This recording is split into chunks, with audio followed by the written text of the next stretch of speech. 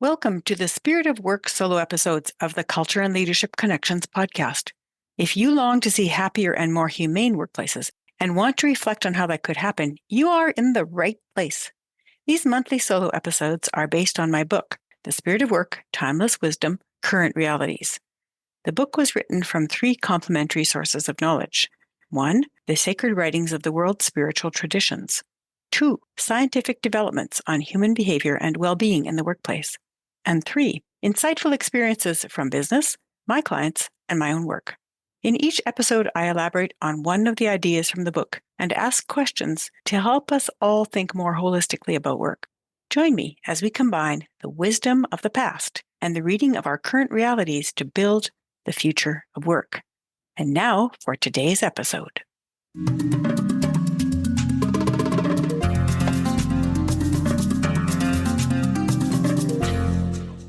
Welcome to Spirit of Work, Episode 8, where I speak about some aspect of the book that I wrote, The Spirit of Work, and help to apply it to the workplace. So today I'm going to talk about the virtues sequence for problem solving and identifying strengths. This is something that I discovered when working with a colleague to write a paper that we actually never had published, where we looked through the world religion's sacred writings to be able to find if there was something that was common that could help people solve workplace problems. And we found something quite interesting. We found a sequence that was mentioned in multiple places, in parts, and then in entirety in several places. And it always followed the same trajectory. The first one is love. The second one is truth. The third one is justice. The fourth is unity. The fifth is peace. And the last one is abundance. Now, let me tell you what we discovered about that. As we were discussing and reading these different things and trying to figure out what we would write in this paper, which someday we will have to publish, we discovered that if you are missing that first quality of love or care, you can call it care or compassion in the workplace, you can't move forward into any of the rest. So, for example, if we just want to redistribute wealth, which would be a quality of abundance and justice, it doesn't hold, it doesn't stick because we haven't developed the relationships that require us to see people as being the beautiful, capable human beings that they are with multiple talents and equal worth. And so I'm going to show you how this works. Each of the virtues in the virtues sequence are necessary for helping to solve a problem. And if there is a problem that you can't solve, you will find it in the virtues sequence somewhere. So let me give you some workplace examples. There's a fabrication plant that I worked with a few years ago. So they constructed units that were built according to certain designs for customers for a variety of different out-of-the-way places. So, they would have a turnkey constructed solution to something depending on the workplace and depending on the living requirements of wherever this remote place was. And then they would ship these units all over the place. And so this fabrication plant had a consistent problem that everybody was complaining about. A customer would say that there was a mistake in the design of something that they had ordered several times in a row. And they kept finding the same mistake over and over again. And the customers were getting really angry and frustrated with this, and it caused some loss of business to the company, as you can imagine. And the people who were the managers, who were sort of in the front and the middle, didn't know what was going on or why this kept happening. So when we traced it, we found out that what happened was the customer was speaking to the wrong person because the people who are making the unit are not the people who make the design. And that was removed by about 4 different departments. And if the people who were making the unit sent a message to the people who were creating the designs, the blueprints, and the necessary engineering and architectural requirements, they didn't listen to them because they felt that those people down at the bottom were not worthy of their consideration. And they didn't realize that the person who is closest to the job is the expert on the job. So the person who is closest to the job of making those fabrication units and the closest to the customer, receiving the feedback from the customer, is the expert on both those things, making the units and also listening to the customer's needs. So the people who were in the design department thought, we have more education, we have more experience, we're so much more superior to those people that are just laborers on the front. So why should we listen to them? And that is a lack of love. Think about that. So what was missing in that particular situation was that they didn't care about each other. They didn't know each other. They hadn't even met most of the time. And they also had no workflow process to capture feedback that went back up to the designers. Now, what they did was they implemented the workflow process, and it still didn't work. And why do you think it didn't work? Because there was no relationship development. There was no sense of care. There was no sense of equal humanity being involved.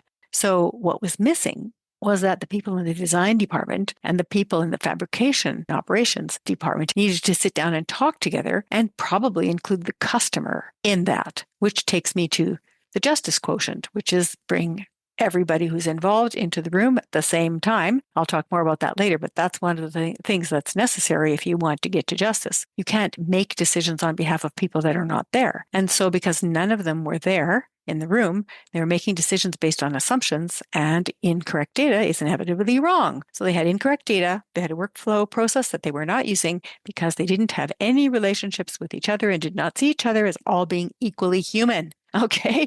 So the way to fix that is to introduce people to each other and to get them to listen carefully to what the other person has to say and to realize how valuable their feedback is. That leads you to truth. So once you get past the love beginning part, you find out the truth of the situation. The truth of the situation was that customers were making design change requirements and they couldn't get any satisfaction, and also that the workflow was not being used. And so once they realized that and everybody came together on it, they moved to justice, which was that the customers' concerns were heard, the people who were in the front lines were listened to, and the workflow that had been put in place in order to respond to design changes started to be used more consistently, and they reached a place of justice. So in the virtuous sequence, that's where they ended up, was there. Now, the ultimate goal after that is unity. So people start working together. They start consulting each other. The design department, the people in the front line making the units, and the people in between would start saying, maybe we need to have, once a week or once a month team meetings to talk about what design issues have come up or what other types of issues, operational issues or sales issues have come up that we should address as a team. That's leading towards unity. As those concerns get listened to and people start dealing with them, they arrive at peace because they don't have all of this frustration and this irritation between everybody. They are working together towards a common goal. That common goal is the service of the customer, right? Which is the noble purpose of every job. Every job has some kind of a noble purpose. And in this case, they're serving the purpose of giving a nice place for somebody to live when they're in a remote area that is comfortable and that allows them to get a good night's sleep and eat and go to work the next day. And they know the end user is the person who's using it, but then the customer is the one who's ordering the units. And so lots of people are served in the noble purpose of this particular fabrication company. And when that happens, as people start to work together, love, truth, justice, unity, and peace, they arrive at abundance because everything works so much more smoothly and the word gets around and people refer, and you end up having more people ordering these units and people giving great referrals and saying how much they enjoyed working with the company. And so it leads to a better bottom line and everybody benefits from abundance. So that is an example of how the virtuous sequence can work. Now, it can also work in other circumstances. So let me give you a couple more examples. So let's say you've got an example of a manager who is having some personal issues in his or her life and marginalizes and belittles the staff and doesn't realize that they are doing that out of their own pain.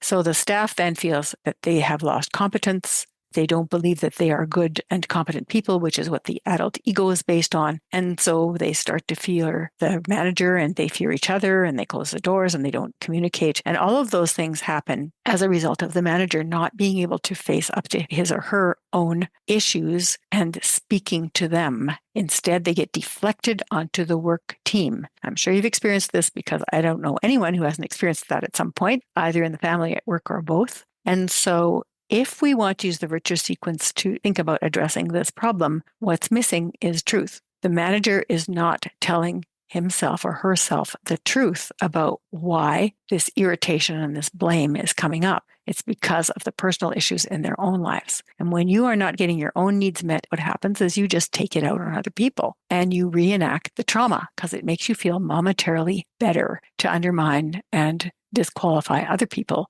But after you've had that sudden jolt of dopamine hit afterwards, you realize how harmful that was. Then you criticize yourself and you go back into the same negative cycle. So truth was what was missing in that one. And it had to be that the manager could say, I am experiencing these personal issues and I want to solve them, which takes them back to love.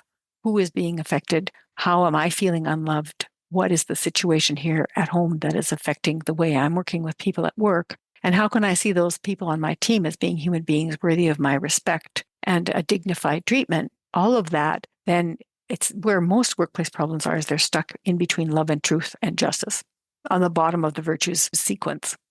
So here's another example of people saying that they are working towards unity and justice and that they have peaceful intent, but they don't really mean it. This is something you see in the way many places are embracing having an Indigenous land claim, but they don't really mean it. They're just trying to get the verbiage right so that they can check the box off and say, okay, I've satisfied my Indigenous stakeholders. It doesn't feel authentic. And the reason it doesn't feel authentic is because it isn't. It's not based on the truth of wanting to know more. It's not based on the desire to get to know the people who were on the original land and what their struggles have been, and to name those truths and those injustices and say, okay, how can we move forward together, which would move them towards unity and abundance, right? It doesn't happen because it's inauthentic. And that is also something that you'll see when people promote someone that they think they should promote because they are a person of color or they're from some marginalized community. They promote them and they tell them they're competent, but they don't really believe it. And they end up undermining them at work with things that cause them to be demoted again. And then they say, oh, well, I guess that person wasn't a good fit. When in fact, it was motivated by a discriminatory intent that people did not want to name, right? So if you want to promote somebody, you have to feel and experience and sense and know that that person is worth promoting and not undermine them afterwards, because if you're undermining them, you didn't think they were worthy to begin with, right? So again, this is getting stuck in the love and truth and justice part, and inauthenticity really causes that problem. And when you strip it all away, it's because in their own jobs and in their own lives, people do not feel that their needs are being met, and that they don't have the love and the appreciation and acknowledgement that they need. And therefore, they dump their pain on the people around them. So this requires all of us to be accountable, to be human beings who say, you know what? I am responsible for this now. No matter what happens in my life, I'm responsible for it. And I'm going to do my best to be my best self. The best self is your true self. So we can reverse difficult processes from two sides. One is the spiritual side and one is the emotional side. And I'm going to show you how Lisa Earle McLeod does it. She has many wonderful books, but I really liked her book called Selling with Noble Purpose, where she ignites an entire unified approach from multiple companies that were just drowning in their difficulties by letting them remember what it's like to serve the customer. And when you truly serve the customer, you become reconnected with the sense of noble purpose that your job is intended to be. And so she does this, and she calls people that are in very dysfunctional companies to their noble purpose by helping them remember what it was like when they had a good customer experience. And then when they did something for a customer that was truly appreciated. And that leads to solving all the problems because they get back on the virtues path of love, truth, justice, unity, peace, and abundance. Here's another way you can do that. You can recall the legacy of your family and say, you know what? Look how we got through difficulties. We sustained all of this. We gained all of these strengths. We learned all of these skills. We did this over generations, no matter what we were faced with. And that means that we're here for a reason to accomplish something meaningful. And so looking back at your family legacy, you can pick out something that was inspirational and that has built your sense of who you are and in the sense of who your best self is. While you're acknowledging that it wasn't perfect and there were lots of issues, still moving forward with what is my legacy to carry forward. This gives a sense of purpose and helps you get back onto the virtues path, right? The other thing to remember is that when people don't have empathy, it's because they don't experience empathy in their own lives. And a great exercise that one of my colleagues introduced to me a few years ago was to use a foreign language that nobody in the room could understand for 10 minutes of frustration to increase patience towards newcomers for whom English was third, fourth, or fifth language. And so this colleague, who was from the Punjabi region, and she spoke quite a few different languages, and she designed an exercise where she took people through 10 minutes of trying to explain to them how to use some simple vocabulary, like how to count to 10 in one of those languages, how to say hello, how to say, this is my name, what's your name, things like that you would think would be quite easy, but they aren't that easy when you're pretty much scared to death because you don't understand anything. She used signs that were written in that language with a different script. So it wasn't even a script that people were used to. And it was 10 minutes that within the first 5 minutes, people were starting to cry. These are CEOs of companies who are used to being in control, and now all of a sudden they just feel like they're completely out of control. And at that point, she would stop the exercise and she would say, now, this is what it feels like to all those people that you are directing, for whom English is not a first language. It's scary, it's frustrating, and you couldn't even handle it for 5 to 10 minutes. And this is what they're dealing with 8 hours a day, every single day of the week. She reignited their sense of empathy by giving them an experience of what it felt like. And that's something you can use too. What does something feel like for another person? Helps you to walk a mile in their moccasins, right? So this is another interesting way to get back onto the virtue sequence. Another thing that you can use is something that my daughter-in-law's adopted mother invented to work with teachers in Haiti who were used to using corporal punishment in very extreme ways with students, and that was their only tool for discipline. And she asked them to recall times when they were physically punished and it took a toll on them, and what did it feel like to them? And then when they remembered that, she asked them what they were capable of doing in that moment, and it was nothing because they were frozen with fear. So from there, she said, now imagine if there was a way that you could bring about a disciplined, orderly, and calm environment that didn't involve hurting people or evoking fear. And what would you like to know about that? And at that point, they could hardly wait to find out. And so then she would show them some tools about collaborative decision making, and they would try it out and see how that worked and complement each other and encourage each other. So it was really beautiful. So she ignited their indignity towards injustice by recalling a time when they were treated unfairly. You could take, I think, I haven't tried it yet, but I'm sure that any despotic leader, you could evoke in that person what it felt like when they were treated badly at some point by someone in their lives, which must have happened a lot for them to become despots, and have them feel that to reignite their sense of empathy. That would put them back on the trail of love, truth, justice, unity, peace, and abundance. So the final comment that I wanted to let everybody know about is that this virtue sequence is not just for solving problems in the workplace, but it's also about doing a reassessment for yourself. I use it all the time to say, wait, in this moment, I'm feeling judgmental towards people. I wonder what that could be. And as I look at the virtues sequence, I can pretty much always pinpoint where it is. What's missing? Is it unity? Is it justice? Is it love? Is it truth? Is it that we've reached the point where we need to move into abundance and we haven't taken the courageous step that requires?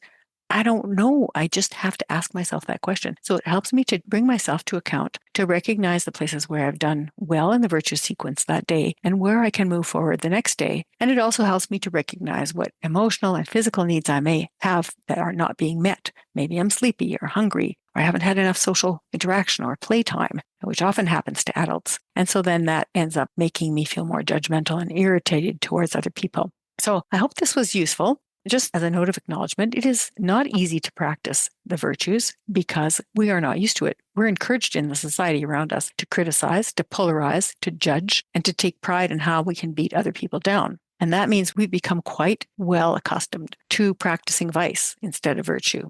So we've practiced all these qualities that make the world a horrible place to live in and make us feel bad and unhealthy. And in order to start practicing the virtue sequence, it requires some courageous steps and some willingness to be vulnerable. And that's not an easy thing to do. So celebrate every little moment that you can bring yourself closer to that ideal. You don't have to be perfect at it. You just need to take another step forward. And so acknowledge that it's difficult. Acknowledge that we're creating a new society and a new world order that is based on the qualities of what it really means to be human instead of the opposite. And then take your step and be happy with that step that you did today. The more you do it and the more you practice it in the company of others, the more natural it feels and the healthier you and society will be. So that is my little story about the book. It is from page 40, The Virtues Progression. It's only 4 paragraphs long, but I was able to create a little bit more context by explaining to you how this looks in the workplace and in people's personal lives. And I hope you liked it. And if you did, please share it because that's how we get more people listening to the podcast is by sharing the episodes with someone else. Thank you for listening, and may culture and leadership connections continue to guide and inspire your day.